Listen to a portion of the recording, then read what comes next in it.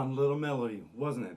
Let's learn how to play it. This was the Happy Farmer by Schumann, or the German title, Der fröhliche Landmann. Let's pass on to the music sheet and see what's going on. First thing we can notice on the music sheet is that it's in G major. All our Fs are going to be sharp. Then on top of it, it says allegro giocoso, which means playful. Allegro, playful. Kind of like you give it your own interpretation of happiness, your level of happiness. It is a happy song. We can see the first symbol on the first note that is telling us to do an upstroke with the bow. And the second note is telling us that it wants a downstroke with the bow. We have an offbeat start. That's why that 1/8 note is by itself on the first measure. So we want to accentuate the second note in this case. Bum bum bum bum bum bum bum bum bum bum. It's usually the first note of each measure that gets accentuated. We have a lot of instances of the dotted quarter note on the second measure, as you can see. Dun dun dun dun dun dun dun dun dun dun dun dun. On the second measure, we have already two slurred notes, and these are actually a little bit hard to play. So what it wants you to do is the first note is a dotted quarter note, so it goes beyond the first beat. And then if you look at the eighth note, it has a dot on top of it. And that dot means that it wants you to play spiccato, which means like a little jumpy. The way we would play this very slowly is like this. I'm exaggerating there. You don't need to accentuate the spiccato that much. You don't have to accentuate it at all, but it's a good practice. Then on the next measure, we have, it's pretty straightforward. And there we have a dotted quarter note again. And this sequence is something that you want to practice separately. Pay attention to the fingerings. And it goes like this.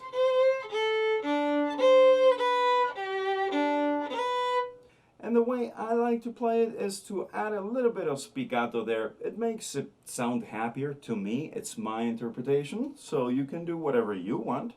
So the way I would play that is like this. Oh.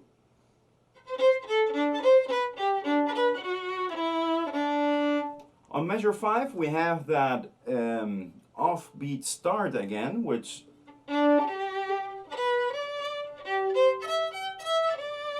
it actually does the same thing again.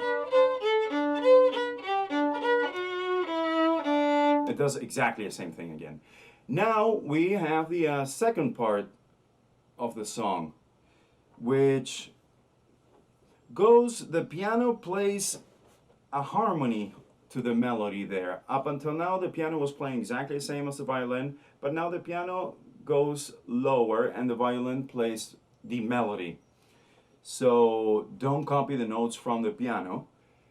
And after the eighth note start, we have two slurred sections of a dotted quarter note and that eighth note. So that will be played like this.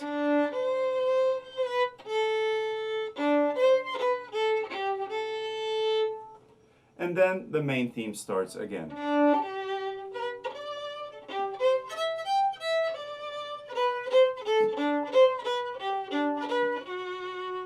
Oh, actually, here it changes.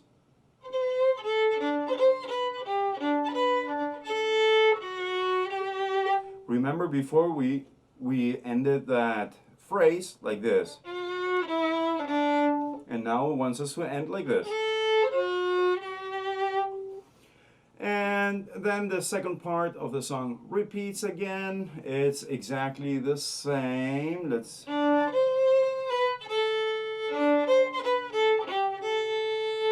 And the main theme starts.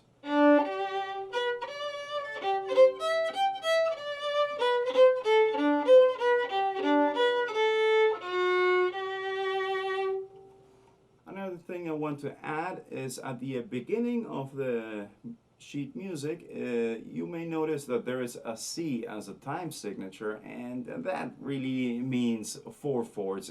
It means like a regular beat, 2/4, 4/4. It's just for composers to be able to write it quicker. I don't know how much time it's gonna save them, but I just wanted to clear that up.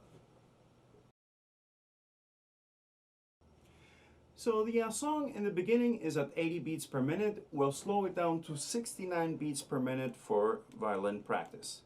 Here we go.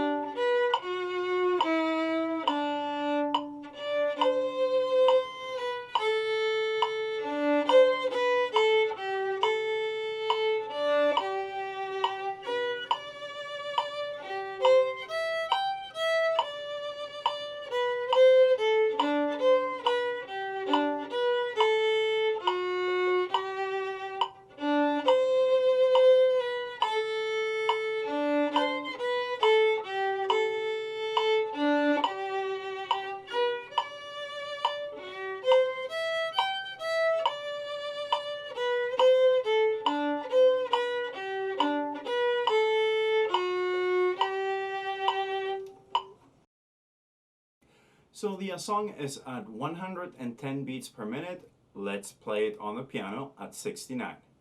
Ready?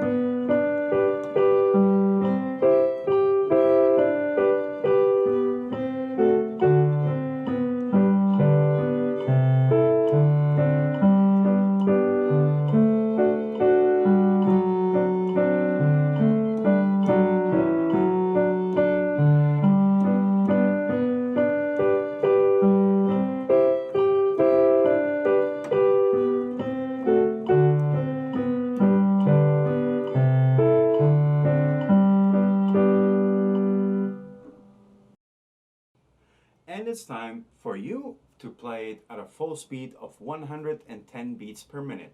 Are you ready? Here we go.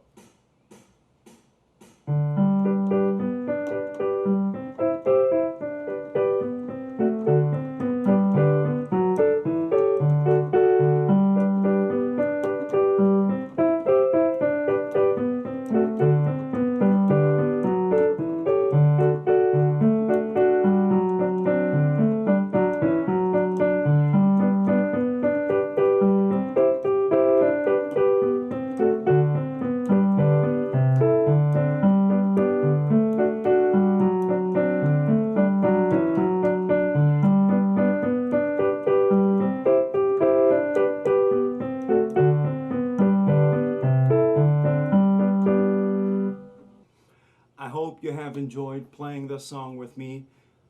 Have fun, practice. You can always download the music sheet on mbmviolin.website and also the audio downloads. Thank you very much for watching and have a great day.